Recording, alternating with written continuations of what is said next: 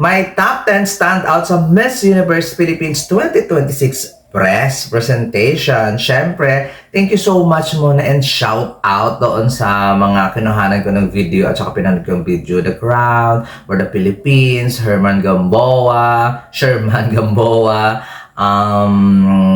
at iba pa. Maraming thank you sa inyo. Mrs. Solji, at source ng ano natin, di ba? ng mga pictures and video. Shout out sa inyo dyan ng bonggang-bongga. Kudos and salamat sa pag-provide sa amin ng mga pageant fans, sa mga pageant enthusiasts, sa mga videos and mga photos. Salamat! And hello, Provelas, mabuhay! This is Gazel Ortega, ang vlogger na prangka at hindi chusera gaya ng iba. Eto na nga ang aking top 10 standout sa Miss Universe Philippines 2026. Di ba? So dami ko napanood ng mga ng mga videos, and dami ko napanood ng mga photos, at saka daming nag-cover doon, lalong-lalo na sa Mall of Asia Arena at saka doon mismo sa City of Dreams ng mga girls. So, nakikita ko naman kung ano yung standout ako, kung hindi, when it comes sa kanilang OOTD, makeup, hair and makeup, and etc. Kung paano yung posture baga pag naglalakad in the crowd. Wow! English! Ang top 10 ko, eto na nga. Pasensya na kung hindi kayo umabot kasi lahat ng kayong mga girls deserve naman ninyo. Kaya lang, may 10 lang talagang nag-stand out. Number 10 sa aking listahan, Muntinlupa. Gusto ko yung pa-eksena ni Muntinlupa na pagbaba niya sa escalator. May napakalaking hat siya na talagang serving. Di ba? Parang nagsiserve siya yung stylist, modelist, mga eksena, mga ganon, mga pasabog, di ba? Kung hindi dahil doon sa kanyang napakalaking sombrero na red, hindi siya na mapapansin kasi parang ordinaryo lang din naman yung kanyang dress. So, gown ba yun or dress? OOTD na lang. ng bonggang-bongga. Parang ordinaryo lang kasi yung OOTD niya, pero nagpasabog talaga yung kanyang red hat. Big hat. Ano na naman yung pinagsasabi ng bunganga ko? Hindi naman yung nasa utak ko eh. Iba-iba yung nababanggit ng bunganga ko. Ano bagay sa Ortega? Kaya ka pa magbabago. Karat lang. At yun, number 10 nga sa aking listahan, Adela Mae Marshall.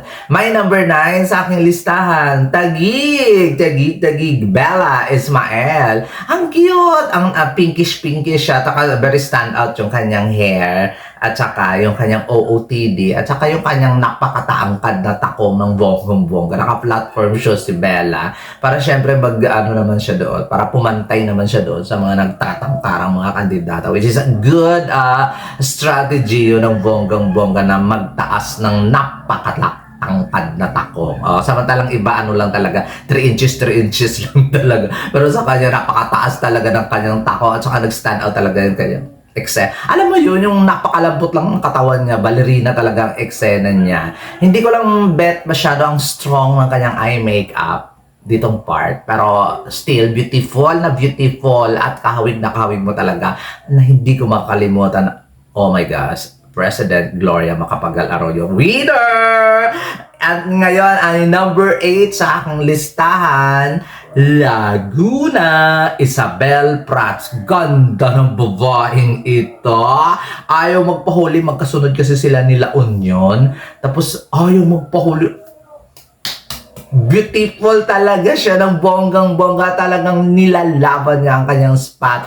At napansin ko, ewan ko sa iba, for sure napansin din nila or nakatutok lang talaga sila sa kanilang mga manok. Pero pansin ko yung ganda ni Laguna at kumabog ng bonggang-bongga.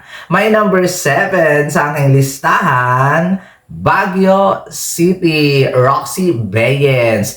Si Baguio, wala ka na naman talagang may issue when it comes sa face card. Napakaganda, sobrang stand out. Face alone is stand out. Ganon. Si Miss Baguio City, amazing talaga. Wala ka nang ma-comment pa talaga. Ayun nga lang, doon siya sa shorter side, pero wala naman tayong magagawa dyan, di ba? Ginawa naman niya ng paraan. Nagsuot din siya ng platform shoes ng kagaya ni Bella Ismael na sobrang tangkad ng shoes. Kaya lang nakakatakot yung mga ganyang eksena para lang lumevel ka doon sa mga matatangkad. So, kailangan gawin ang strategy, o di ba? At very confident. Ang natutuwa kay Roxy, very confident maglakad, kung ano ang ayos niya. Kung baga wala kang makikita plus, napakaganda. Napakaganda, kaya nilagay ko siya sa aking bonggang-bonggang number 7. My number 6 sa aking listahan, Sultan Kudarat, Jen Rose Javier. Ooh! Queenly, pagbaba pa lang ng bus, very queenly. Kaya lang nilagay ko siya sa akin number 6. Nasira yata yung shoes. Naglakad siya mula doon sa bus hanggang doon paakyat sa sa escalator ng MOA Arena. Nakakaloka. Naglakad sa ate girl mo, pero still kahit naglakad at nasira yata yung I really don't know sa nangyari.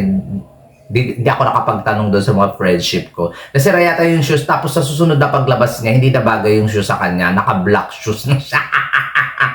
Yun lang. Siguro, dapat paghandaan yung mga ganong moment, ha? Mga ganong moment, dapat hindi na pupurnada. For sure, wala namang kasalanan dun si Jen Rose. Sa tibay lang ng shoes, ha? Nakakaloka. Kasi amazing yung kanya, pagbaba pa lang ng bus, amazing talaga. Queenly yung alam mo yun, yung aura niya, yung makeup niya, yung ayos niya, yung gown niya, amazing. Tapos biglang mapupurnada kasi nga yung shoes nasira, parang natanggal, tapos naabirya pa siya sa pag-aksaya, yung pinakahuling umakyat, tapos bit ng team niya yung shoes niya, tapos pinalitan ng shoes, parang hindi na bumagay tuloy yung shoes, kasi parang naging black na yung shoes. I really don't know talaga, parang hindi na talaga bumagay yung sagot.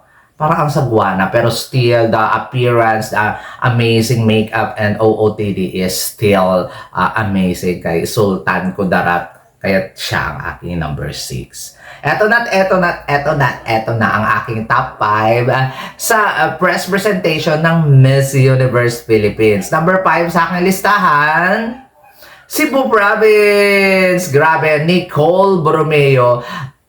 Makeup, hair, OOTD, perfect. Alam mo kung bakit number 5 lang siya? Miss Grand ang pinuntahan niya.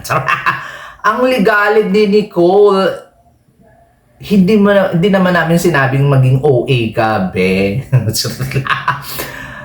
Pero siguro nag-enjoy lang siya. Na-appreciate ko. Siguro na-overwhelm lang siya sa sitwasyon na kailangan maging bubbly personality siya. Hindi, be. Hindi ganun. Ang sinasabi lang namin bilang fans, wag nang magstay doon sa malambot na Nicole Borromeo. Yung galawang, hindi yung magaganon-ganon ka, pati pa sa opening, gumaganon-ganon. Tapos, Miss Grand ba ito? Sabi ko, nung nangyayari kay Nicole, nasobrahan, tone down ng very light. Pag very light ang pagka-tone down, ayun na yun, Nicole Borromeo. Perfect na talaga. Kakaloko. Wala ka ba sabi sa, outfit, sa looks, hair and makeup, everything. Wag lang yung doong masyado siyang magaslaw doon. Parang not the authentic Nicole Borromeo yung nakita ko, but still one of the Diyos. Ganda. Kay Manika. Oh my gosh. Yun lang talaga yung yung kalma lang yung kung na-excite ka, yung yung controlled. Yung not to the point na ang gaslaw-gaslaw niya pagbaba sa hagdanan, pagpapakilala, to the point na hindi na parang wala lang, ganon. Parang siyang pinakamagaslaw for today's video doon sa press presentation ng bonggang-bongga. Pero the looks and everything is nakakaloka. Amazing. That's why nilagay ko lang siya sa akin number 5. My number 4 sa aking listahan. Nakakaloka. Dito talaga, serving freshness. Summer Island. My gosh! Catherine Wardell. Napakatangkad, napaka-fresh bata. Alam mo, puryo gaba, ito kay Catherine Wardell. Alam mo, kahit saan pageant siguro ito pupunta, papaslak ang beauty niya. Universe, World, International, Grand, Amazing talaga. Napakagandang bata. Kayang kumabog. Alam mo yun, yung itsura niya alone, yung itsura niya alone, na lang hindi mo siya, kung itabi mo siya kahit kanino, hindi mo siya mapag, ay kamukha, hindi. Mag-stand out mismo yung mukha niya kasi siya lang ang may pagmumukhang ganyan. Amazing, amazing talaga. Pati yung makeup, amazing. Summer Island, kabog na kabog kayo sa akin for today's video. I love it. I love it. Catherine Wardell, laban. My goodness. Kung hindi ka man manalo sa competition ito, pwede kang bumalik ng bumalik ng bumalik. Kahit sa ang pageant, pwede ka. Yung mukhang, sabi nga ni RJ Unyango, kahit saan pwede. Amazing talaga siya. Love it. Summer Island. At my number 3. Number 3. Number 4 pala siya. My number 3 sa aking listahan.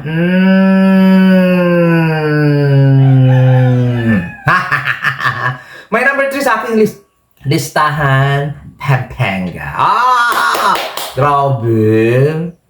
Ang ganda. Ang tangkad.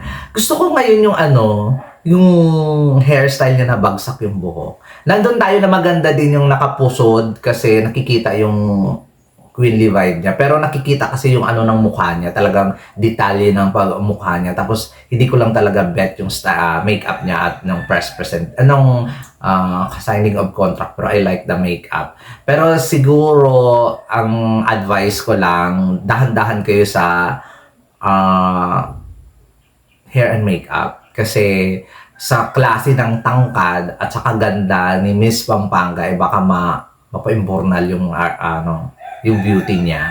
Dahan-dahan lang. Pero kasi iba yung aura niya nung, tawag doon? Contract signing, iba din yung aura niya dito sa press presentation. Which ay naggusto ko na naglugay, pero not to the point na ganun lang na din kasimple. Which is, kung hindi dahil sa height niya at saka sa towering eksena niya at saka sa galaw niya, hindi siya mag-stand out ng bonggang-bongga. Ayun lang, dahan-dahan lang sa pag-experiment. Huwag masyadong eksperimentohan kasi the beauty and the height alone is stand out. So sana saktuhan lang. At saka yung hair, basta, nung nagtuwa ako na binagsak kasi magkakaiba ng eksena yung hair niya. Not to the point na parang ang simple lang din na walang pakulot-kulot kineme. Siguro pagbigyan ng I don't know, I really don't know kung pero may something na off sa eksena, pero beautiful, stunning, hindi mo talaga maipagkakait na pag matangkad ka, laki ng alas mo, laki ng edge mo sa kompetisyon ng bonggang-bongga. That's why pasok sa number 3, Alison Hetland ng Pampanga. And my number 2 sa aking listahan, Tarlac. Nakakalokang Marian Arellano. My goodness. Alam mo, siya ang may pinakasimpleng damit. But, pusang gala. Mapapamura ka. Face, universe ang pupunta ng mukhang yan. Nakakaloka. Matangkad. Yung galaw, yung the way she moved, the titig sa camera, amazing. I like Miss Tarlac so much. Ba't ganun ka, be? Ba't ngayon kayong lumabas? Kakaloka, napakagandang babae. Talagang yung kulay, yung everything about her is amazing. Pero sabi ko sa inyo, siya yung may nasimplihan ako sa damit niya. At yun na naman ang gusto ko na nag-stand out talaga yung face. Nag-stand out yung kulay, nag-stand out hair and makeup, amazing. Yung team, perfect. Kasi hindi sana lang consistent hanggang sa dulo. Na ganyan si Miss Tarlac na talagang amazing talaga yung looks niya talaga. Kaya siguro nag-stand out siya ng ganyan kasi napakaganda ng batang ito. Amazing, beautiful! Miss Marian Arellano ng Tarlac at my number 2. At syempre, ang aking number 1 sa aking press presentation standout ay si La Union, Bea Malian Wadarsky. Grabe! Pagbaba pa lang niya ng bus, amazing! Reyna na. The way she looks, the way she moves, the way she walks, the way she... Everything na gagawin niya, nakaka-Reyna. The statuesque height, the face, the charisma. Alam mo yun, nakakaloka. Yung parang siya yung reigning queen ng Miss Universe Philippines at mamimili siya doon sa mga kasama niya. Nag-change outfit pa yung lola mo from MOA to amazing.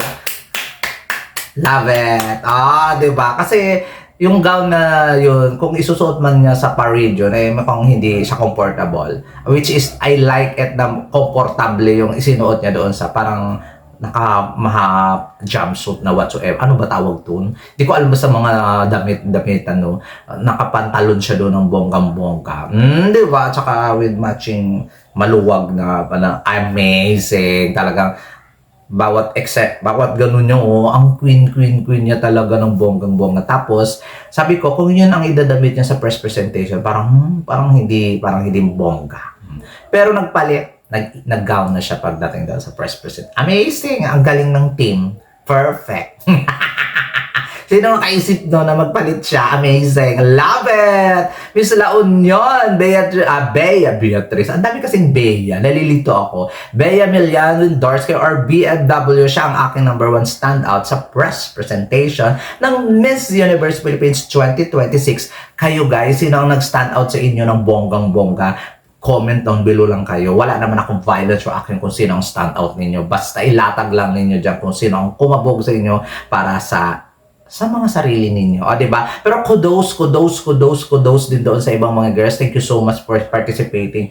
Miss Universe Philippines sa 51 girls At saka isa din sa mga di ko makakalimutan na hindi pumasok sa top 10 ko ay si Miss Negros Oriental. Ang ganda. Fatima Alsuid. I love it. Ganda. Cebu City. Ngayon yung pinaka-best form ni April Smith. This is the best April Smith na nakita ko. Si 2016 Binibini, 2020 this is the best April Smith na nakita ko sa kanya. Iwasan lang yung mga unnecessary movement na hindi nakaka-queen. Yun lang yung shout out Miss Iloilo, amazing, you're doing good, amazing skin, I love her beauty. Ang bata, nakikita yung youthfulness niya, but still stand out pa rin sa akin. Negros Occidental, ang Diyosa ni baby girl. Negros Occidental, watch out kayo may kakaiba siyang aura na alam mo yun, pag maglalakad sa karamihan, talagang nagsa-stand out. Pero hindi mo ilalagay sa top 10 kasi medyo may kulang pong something. Siguro, yung kumpiyansa sa sarili. Pero alam mo yung looks and everything sa kanya yung nagsa-stand out. Miss Negros Occidental. Nueva Ecija. Eto advice si Nueva Ecija. Michelle Burchell. The height, the looks, and the when it comes sa speaking skills, okay ka na doon. So, I think ang social media palawakin and then galawan na konfiyansa. Kasi nakikitaan ko siya ng downside na pag gumalaw siya ay parang intimidating. I don't know kung tinitingnan niyo yung sarili niya or awkward sa kanya. Pero may ganung oras siya na sana yung tingin mo baga, lalamunin mo kaming lahat. Walang ganun. Parang gumaganon lang siya. Be, sayang naman yung height. Sayang yung beauty. Sayang, be. Wag. Imulat mo yung mata mo. Ganon, be. Wag ganon. Maliligwa ka ng ganon, be. Isiya. Sayang yung ganda, sayang yung height, sayang yung talino kung ganon. Ganon. Ganon, be. Pag tumingin sa madla. Parang awa mo na. Sayang talaga yan. So, push mo lang ng level ng bonggang-bongga, Nueva Ecija. Isa pa sa napansin ko, Batangas. Habang nag-speech, ang nakakaloka, habang nakatayo yung mga beauty queen doon, si Batangas yung nag-stand out sa akin sa pagbumukha nila doon sa mga maliliit na mga contestant doon sa harap. Si Batangas yung nag-shine bright like a diamond. Nakatutok ako sa, ganda naman ng babaeng ito. Habang nagkukuda ang mga sponsor ng napakahaba na hindi naman naawa ang organization na pagpapatayo sa mga girls. Kamusta naman ang mga binti nila? Nakikita mo ba yung platform ni Roxy Beans at saka ni Bella Ismael na ganyan nakahaba yung harap ng takong nila. Tapos, ganun pa sila. Ay, purya gaba. Hindi talaga. Naluloka pa rin ako doon. Pero stand out si Batangas kasi Habang nagsasalita yung mga sponsor dyan sa likod. Ganda, beautiful. Napansin ko siya doon dahil sa tayo niya, sa tindig niya, sa ganda niya. Pansinin siya, pero hindi siya, binabaliwala siya ng mga iba. Basta napansin ko talaga ng bonggang-bongga. And next, Kalibo Aklan, Bayas. Team Aklan kasi ako.